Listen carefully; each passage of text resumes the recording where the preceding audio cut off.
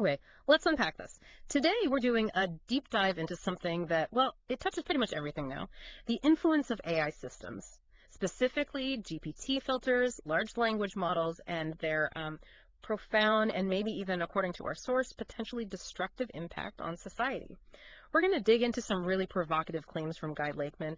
The main piece is called the GPT filtering lethal injection process. And what just jumps out immediately is his central claim. It's pretty startling. He says, this process is, and I'm quoting here, far more destructive than the 1950s TV advertising to keep up with the Joneses.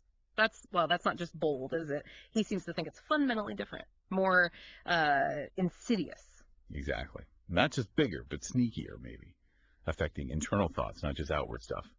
So our mission today is really to explore Lakeman's arguments, how these AI systems, these GPT filters he talks about, sort of hidden layers shaping what we see, how they might be, reshaping how we all think and act. We need to look at what he's claiming, sure, but also why he thinks it's such a big deal. And we'll be drawing straight from the sources. Right. And as always, we'll try to boil these complex ideas down for you, give you those aha moments, hopefully, without just overwhelming you with information. So let's jump right in. Lakeman kicks things off with an incredibly provocative claim about the public. And just to be super clear up front, we're here to explore his arguments, his framework. We're not endorsing them, just trying to understand his view. He states that 84% of the public audience is a thoughtless majority that have a not very smart IQ, if less than 115.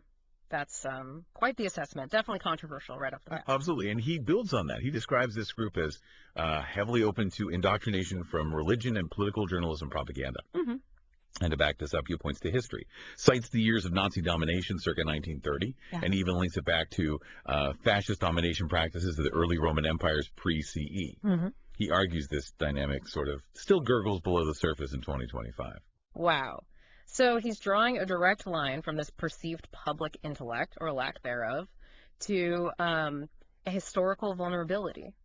The source calls this group easily led, also victims of advertising predators to target their weaknesses. Okay, but why? Does he offer more insight into why he thinks this susceptibility is so widespread, beyond just saying it is? He does, yeah. He introduces this concept he calls nano seeds. According to him, advertising, especially when TV came along, it injected these nano seeds. It was part of what he calls the lethal injection that destroyed society, starting with advertising the Jones breed, that ego-driven, big-headed show-off behavior. And this, he argues, created a need to follow them by wasting savings on bright, shiny objects. Bright, shiny objects. And he has some pretty strong words for the political figures pushing those objects, doesn't he? Calls them squirrels in the jungle that are only useful for bears to use as toilet wipes. He definitely doesn't hold back. No kidding. Okay, so if advertising historically planted these nano seeds, how exactly does GPT fit in now? How does it become the modern delivery system for this lethal injection? Right. So Lakeman's argument is that it happens through questions that get retrained by GPT chat response. Mm. These responses, he says, provide enforcement of nonsense seeds. So the AI itself is like actively reinforcing the problematic stuff he's identifying. And this leads to a really stark warning from him. Mm. He says, unless transformers are programmed to reject nonsense, the idealistic beliefs will be generated more worse than any totalitarian mind control religion can perform. More worse. That's powerful and alarming. What is it about transformers specifically, according to him, that makes them so dangerous in this context? Well, he breaks the system down into two parts. First, there's the inner loop. Think of this as the AI's core engine. It's a machine intelligence system, serial connected neural networks. Yeah. It's constantly tweaking itself, changing connection weights, figuring out what to focus on, which answers are most probable. But crucially, he says even this internal process is influenced by external filters from paying influencers. Okay, so the AI's brain isn't entirely its own, even internally. That seems to be his point. And then there's the outer loop. He calls this overall system control, and clarifies the system being the audience which the paying members wish to influence. Got it. Inner loop is how the AI thinks, potentially shaped by money. Outer loop is who it's aimed at. So how much money are we actually talking about here, driving these loops? He really emphasizes this. He highlights the pressure of advertising payment is in hundreds of billions. Hundreds of billions, wow. Yeah, to influence the sale of products and politics.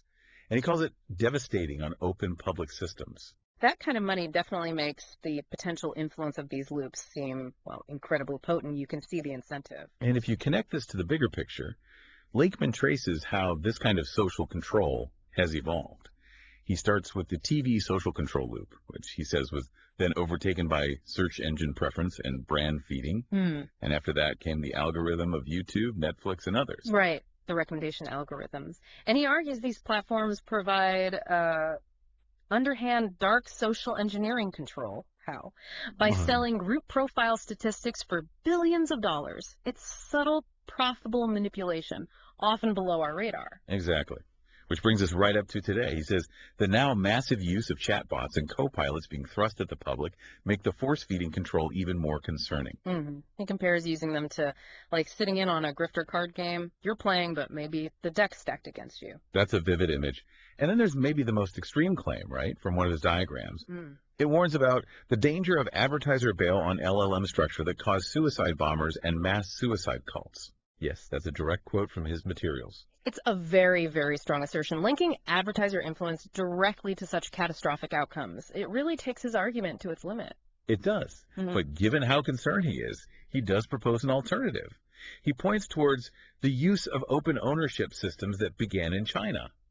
He suggests these systems allow users to, quote, negate influential influence and run GPT LLMs on their own personal machines free from externals. Okay, so running it locally, essentially. Bypassing the external filters and the influence loops, that sounds like a way for individuals to maybe claw back some control, avoid that force feeding he talks about. It seems to be the idea he's putting forward, yes, empowering the individual user. All right, so let's try to recap the core argument here.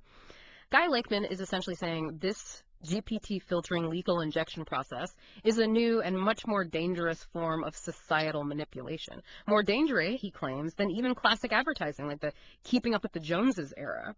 He paints a picture where AI systems, fueled by, massive financial interests, are subtly shaping our thoughts, our behaviors, especially targeting what he sees as this large, susceptible majority. Yeah, and if you connect this back to the listener, to you, Lakeman's claims, they really challenge us, don't they? They make you question how much our own beliefs, our own actions are maybe shaped by forces we don't even consciously notice. It raises big questions about autonomy, in this digital age.